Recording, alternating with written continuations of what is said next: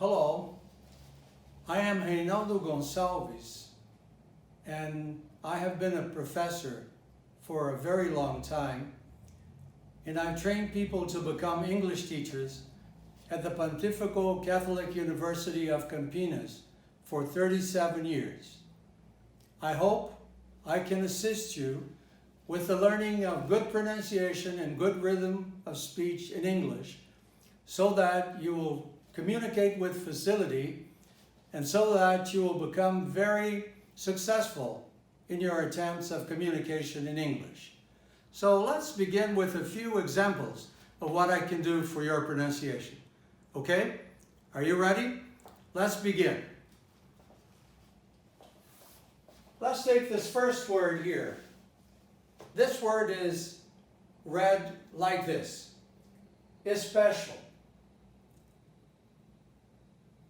Some of my students would not produce the initial E here, which is pronounced as a neutral vowel of the type special. Is special, is special. But you can hear the vowel, is special. Now you can also see the second word here that doesn't contain the initial E. So this word reads special. They have different meanings. So especially means particularly, and special is somebody who is very well known or very well liked by someone. Now the third word is the word established. Established entails a problem because the initial E at times was not pronounced, and also it was mispronounced at the end of the word, which should be established, ending in a T, as, for example, promised or blessed. Have the E, but the E is not pronounced, and the D is pronounced T. Naturally, there are many cases like that, and I'm going to point them out to you as we go along, okay? But this is a fundamental problem. Students make a lot of mistakes mispronouncing this word. So the other word is fathom. Fathom. Many of my students would not be able to produce fa, which is a prolonged sound, a tense sound of the vowel air. Fathom. And then they would pronounce this fathom.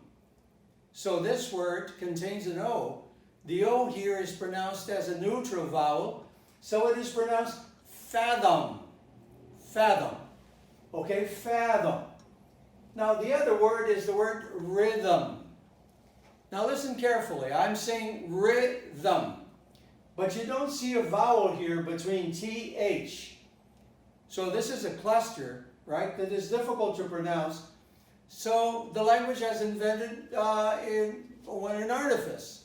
The artifice is to introduce a vowel which is not there. And the vowel happens to be the neutral vowel, which we also call a schwa, right? And it's pronounced with more facility. Look, I can pronounce this as rhythm. So in any similar case, it'll be the same thing. If it's difficult to pronounce the cluster, you introduce a vowel to make it more pronounceable. All right? See, this word, number 6, is the word salmon.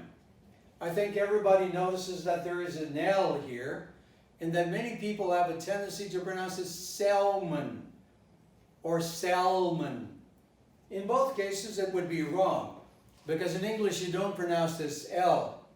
So it's a silent L. Salmon. Salmon. Now the other thing is that at the end of the word, you can see that many people would pronounce this salmon. And in English, you would pronounce this as a neutral vowel, which is a very prevalent vowel. It will appear in 75% of all our vowels. So everybody should pay attention, very special attention, to salmon. You can see it's salmon, not salmon, right? And a lot of my students would pronounce this salmon. and that is not correct for somebody to hear and understand. It's going to be difficult for the person to understand that you're speaking about a certain fish, right? So there's another word here, word number 7. Although. So this sound, TH, which is interdental, so it is the. You produce the sound by placing your tongue between your teeth. So you say although, though. My students would probably say although, or although. So I have to stress the sound L, right? L, although, and not although. This is the 8th word. So it is the word though. Though contains again the TH, which is a difficult sound for Brazilians, for many Brazilians. The other one is through, which contains a cluster here, thra, which is difficult too. But I think you can master it easily by imitating me or other people who use this pronunciation. Through. Number 10 is the word thoroughfare. Thoroughfare is a difficult word for some people to pronounce. Thoroughfare, fair. Thoroughfare is pronounced easily if you imitate me or imitate any other people that speak the same dialect as I speak. So the pronunciations I'm using right now is a pronunciation which is fundamentally called General American English. It is not British English. It is not a regional English in the United States, but it's the most general type of English that you can hear in universities, in schools in general. So teachers and professors would speak fundamentally the way I am speaking now. For example, I don't say fundamentally. I say fundamentally. So I make the na, assimilate the da in fundamental. I don't say fundamental, I say fundamental. And then I don't say fundamental, I say fundamental, I say fundamental. And then I don't even say fundamental, I say fundamental, which is another technique for people to speak in a more fluent manner, or using what I call the minimum effort law. So you say a word that is intelligible to your audience, but you say it with minimum effort because you have many words to pronounce at the same time. So this is what you call rhythm of speech. So instead of saying fundamentally, which is a good pronunciation, which is something that you might eventually use in a very formal situation, but you don't say fundamentally when you don't have a lot of time to use the word fundamentally, and those people that speak English speak fundamentally like this. You might say this phrase in this very formal manner, but we're talking about communication of high productivity. So you say the words so that people do not waste time having to listen to you for a long time. So your communication has to be good, productive, and everybody has a very good understanding of what you're saying. And also, you can also understand people that speak in the same way with the same facility. So it goes both ways. You become more understandable, and the person that speaks to you will be understood more easily. So what I'm going to try to do during the course that I intend to teach is to make it easier for you to be understood and to make it easier for you to produce your sentences in a very intelligible manner. So I want to help you. I want to help you do the best of your time, to have the best use of your time in terms of productivity, linguistic productivity. Let me go through another pronunciation here. This is the word root. Root. It could also be pronounced route. Okay, that depends on what you might call dialect. Some people pronounce it root, some people pronounce it route. Root is, I would say, is more natural. And more people would say root in this case. Now, if you say the other word is the word rude. Rude. Now, you can see there is an U here. And normally U is pronounced U. So this might be pronounced rude. Rude. But American English has simplified a number of pronunciations. So I might say, for example, student. Or I might say student. Or I might say student. Well, the easiest way to pronounce student is student. Student takes a longer time. It is somewhat regional, and it depends on the person's background, naturally. But the very current pronunciation of this word, and I mean very current, is rude. In the same way that you would pronounce student. Student, not student. Although, that might be an option for you. My option is definitely rude. Now, the other word is throughout. Well, the difficulty here would be with the TH pronunciation and eventually the stress of the word, throughout. Throughout. So every time I pronounce a word, I normally stress one part of the word. Let's take the word fathom. Okay, fathom is pronounced with a stress on the first part. So this vowel becomes a neutral vowel because of the stress. So this is something very important in pronunciation. If you say, for example, important, so the important would not be pronounced because the stress is going to be transforming the tant in tunt. Listen, important is pronounced with all the syllables in their entirety. But if you pronounce important, you stress poor, then tunt becomes important with a schwa, with a neutral vowel. Now we can go a step further and discover that when you say important, it's even easier if you say important. And then you eliminate the schwa altogether. And this is something that the majority of the people that speak English do all the time. So if you don't understand when a person says important, it's because you're not used to the fact that the vowel disappears. So the neutral vowel has a very strong tendency to disappear. So if I say vowel, vowel, I may say vowel without the schwa. All right? So these are features that are going to appear maybe all the time, because one of the things that we're going to resort to repeatedly is the fact that vowels vary according to dialects, naturally, but they also vary according to the rhythm in which a person speaks. All right? So let's move on to another word here. This is the word seldom, which is using the same principle. I say sell with an L, naturally, not with a U.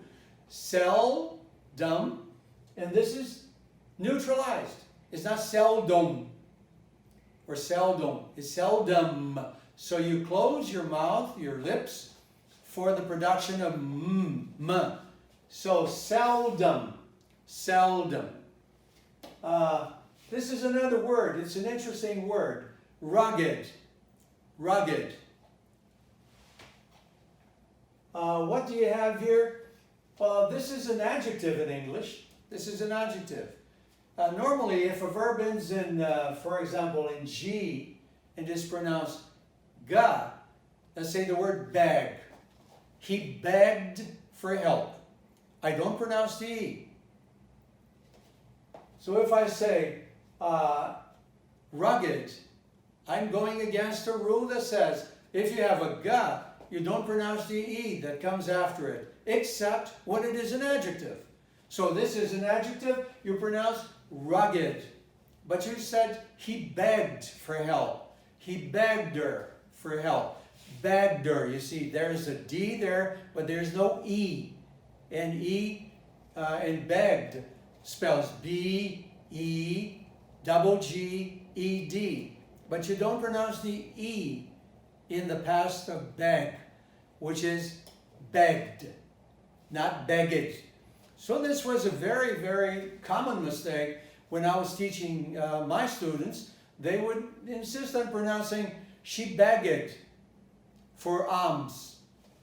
She begged for alms. Okay, it's not she begged for alms. It is she begged for alms. All right. So let's move on to another word that contains a difficult sound for many Brazilians, because we have the R sound here, which is a retroflex sound. I produce an R by making my tongue go back into the velum, and I say mirror, mirror, mirror, mirror. This is a difficult sound, but this is a prevalent sound in American English, in general American English. So everybody should be conversant, or should be maybe very practical in pronouncing these elements here. Mirror, mirror. It might even become mirror. In simplified and informal language, nobody is going to pronounce this mirror. He's going to pronounce it mirror. So the word is going to be shortened, right? In the same case, very similar case, the word murderer. Murderer. People will pronounce this murderer. Murderer. Murderer. So murderer. And the word becomes a little shorter. So this is technically called slurring. And slurring is a very natural. For example, in natural, I'm slurring because I say natural. I could have said it natural. Then it went from natural to natural to natural. And murderer goes from murderer to murderer. Murderer. Well, these are somewhat difficult sounds. I'm just repeating them because my students had trouble with them. So I hope that I may solve a lot of your problems if you happen to have them. I hope to make your English become as natural as possible. And when I say possible, I could have said possible. But I don't say possible because my dialect says possible. It's an ah. It's an ah. It's not an aw. For example, it's not a possible like dog. I say dog, but I say dollar. I say possible. I say pot. I say blonde.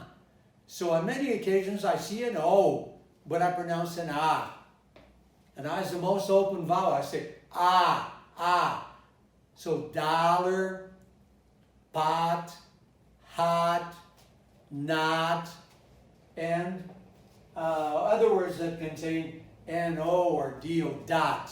For example, he did it right on the dot, completely right, on the dot. So we've said the word murderer. Now we go to the word squirrel. Squirrel. Now this ending of the word is difficult because of the L sound and the R sound. So squirrel, squirrel. And I can also eliminate the schwa here, or the neutral vowel. I can say squirrel, squirrel, without saying squirrel, squirrel. But I can never say squirrel, squirrel, or squirrel. So this is qui, inquisitive, question. Okay, this is pronounced like this, squirrel, squirrel. Now this is the next word. The word is desolate, desolate. I think you can see that the end of the word here is late, but it's not pronounced as late. In the same way that the word candidate, candidate, is pronounced candidate, although some people pronounce it candidate, candidate. But here nobody would pronounce it desolate. Desolate is not an adjective. So the word is desolate, desolate. And this S sounds S. At times the S sounds Z.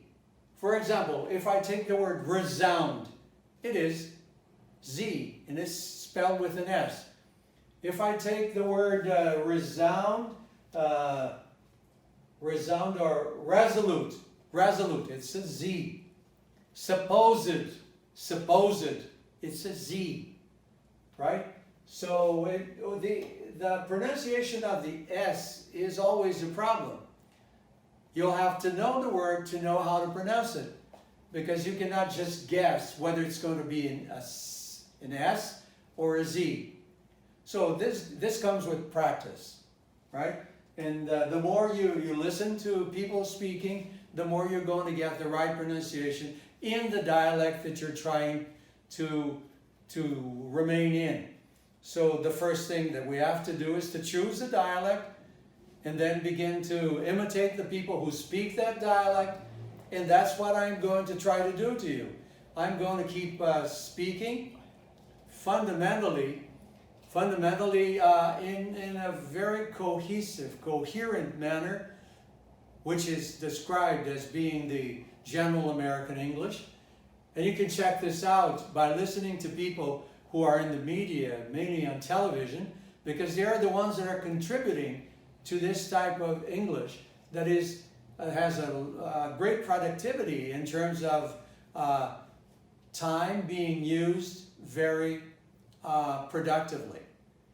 In other words, you impart a lot of information to the public by using as little time as possible. I think everybody remembers that in the American culture, in the culture of the world in general, time is money.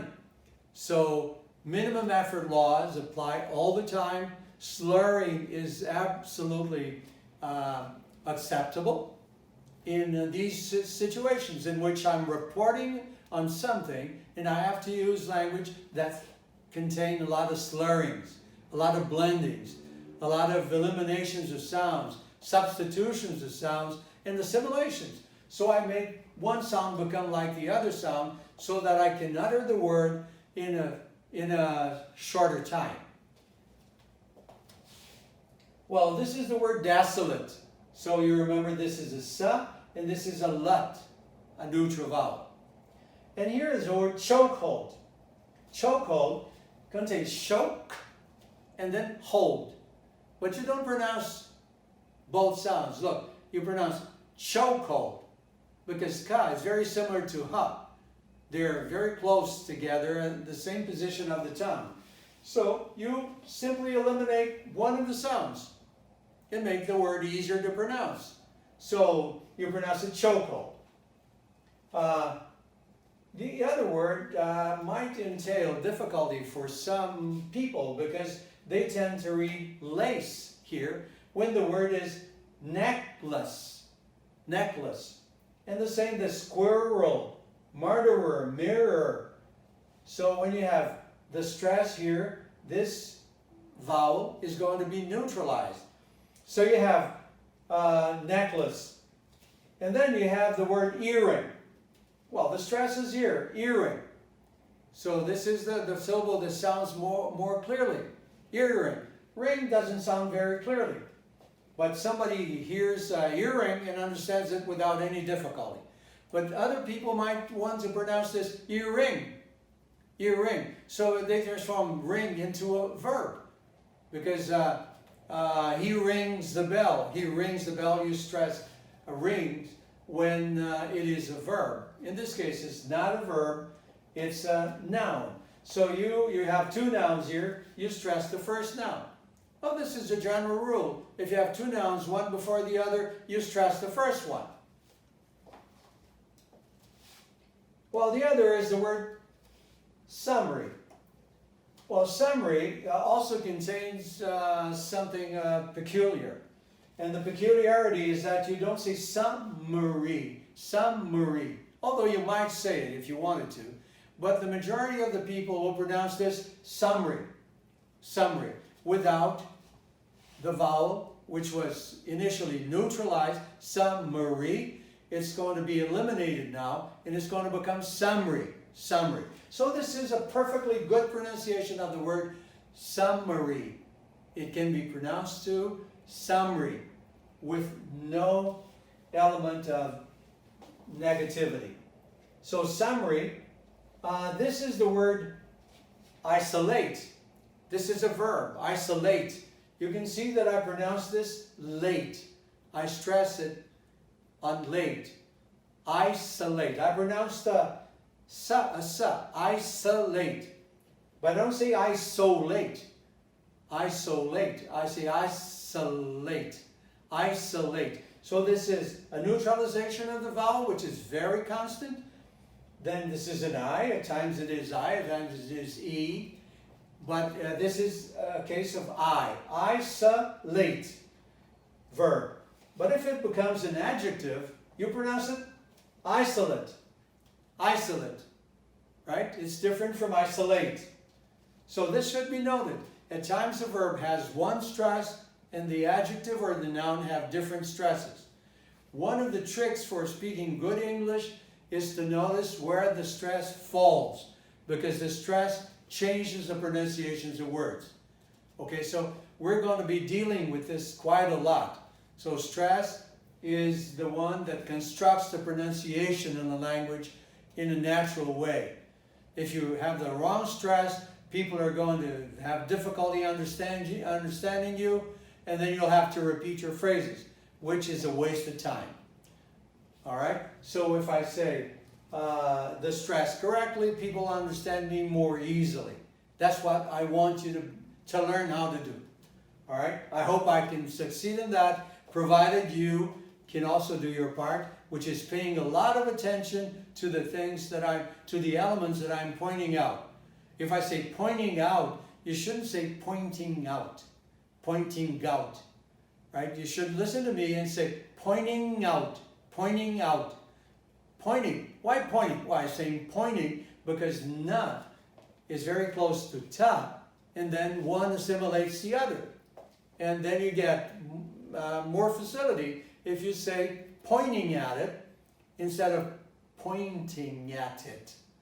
And if you say at it, it's easier, in my dialect, it is easier for me to say pointing at it. And then I stress the preposition, pointing at it. And then it becomes pointing at it. I don't say pointing at it, which would be very abnormal, very abnormal. Or maybe very dialectal too. There might be people speaking like that, but they're not the people I would speak like. Okay, I want to speak coherently in my own dialect. All right, I hope I can transfer that capacity to you. This is my proposition.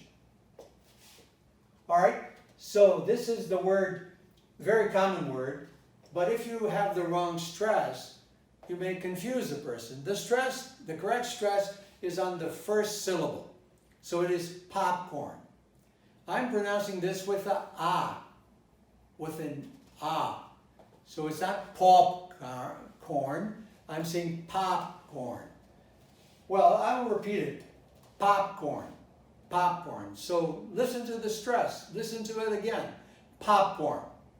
All right? Now let me move over to the word intimate. Intimate. Some people might pronounce this intimate. This would be wrong. Nobody would pronounce or should pronounce it intimate as an adjective, right? It should be pronounced all the time. Intimate, or intimate. I pronounced it intimate because in my dialect, the na is very similar to the ta. So when you have the na and the ta together, you eliminate one of them. And the one which is stronger in terms of production is n. So you say intimate. But you might say intimate if you want to. But you should never say intimate. Intimate. The stress is intimate. Intimate. Well, the other one is the word sulfa. Sulfa you can see contains a schwa here, contains a neutral vowel in the beginning. Sul, sul. And then it has an FA, which many people might interpret as sulfa. But it's not sulfa, it's sulfa. Because it tries as sul, and then fa becomes fa, the neutral vowel. I'm just trying to point out that neutral vowels is a very important feature of English in any part of the world. So I would say the sulfa, but I would never say the sulfa. Sulfa. That would be a wrong pronunciation. So neutralize the unstressed vowel. That's a very permanent principle. Every time you stress one part of the word, the other part of the word is going to be neutralized in terms of the vowel pronunciation. All right, and then you have the word thumb. Thumb. You know, this part of your hand, your thumb. Well, you can see very clearly that there is a ba here. But the ma and the ba are very similar. So the ba is eliminated. It's eliminated totally, and you only pronounce up to the ma. So thumb. You don't say thumb. Right? This might occur in the word tomb. Tomb, comb. So every time there's a ma and a ba, you're going to pronounce only the ma. Is that okay for tonight? Is it enough? Okay, hope to see you next time. This is the end of our first encounter. I hope you've derived some profit from it. I hope that you'll be willing to listen to me again, and that you'll be with me for a long time until you can perfect your pronunciation to the utmost. Okay? Bye-bye.